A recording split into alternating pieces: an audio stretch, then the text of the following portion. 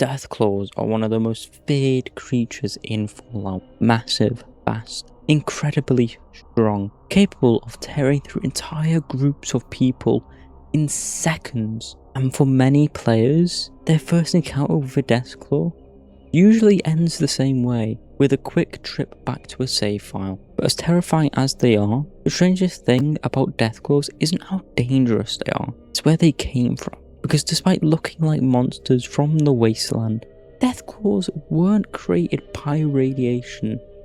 They weren't natural mutations, and they didn't evolve after the bombs fell. They existed before the apocalypse, which raises a disturbing question. Why would anyone create something like a Deathclaw in the first place? Before the Great War, America was obsessed with military technology. The world was running out of resources, tensions between nations were rising, and war seemed inevitable. And as a result, the government invested heavily in advanced weapons, new vehicles, new armor, new biological experiments. Anything that could provide an advantage. And eventually, scientists began asking a dangerous question. What if soldiers weren't the ultimate weapon? What if something stronger could take their place? The answer came in the form of genetic engineering. Using a variety of animal DNA, scientists began creating entirely new creatures. Creatures designed specifically for combat.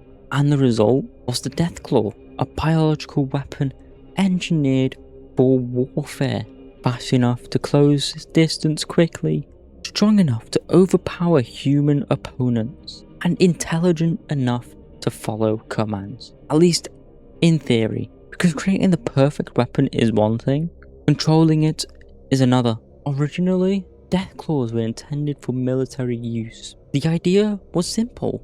Deploy them into hostile territories, and allow them to eliminate targets, and use them where conventional soldiers might struggle. But there was a problem. Deathclaws were incredibly difficult to control. Their intelligence made them unpredictable. Their strength made them dangerous, and once released, they often became threats to everyone around them, including the people who created them.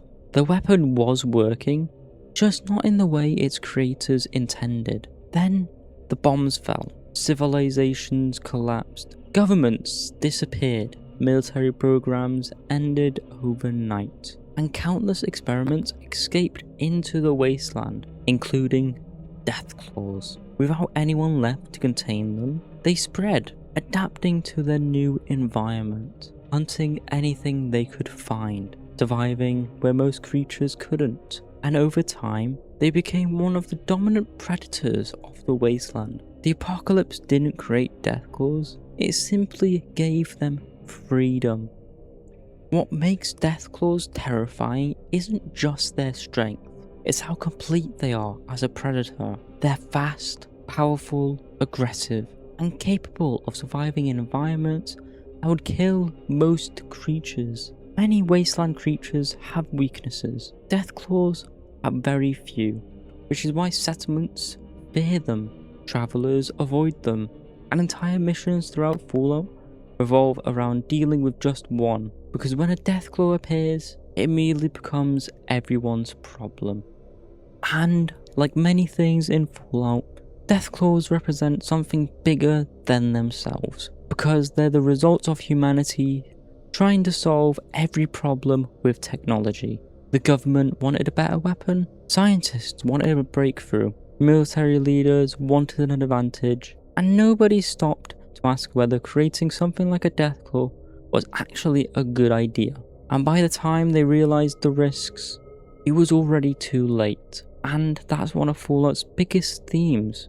Humanity constantly creates things it believes it can control, only to discover that control was an illusion all along. Because in Fallout, some of the most dangerous creatures in the wasteland weren't created by the apocalypse. They were created before it. And the existence of Deathclaws serves as a reminder that humanity's greatest mistakes didn't begin when the bombs fell. They began long before anyone pressed the button.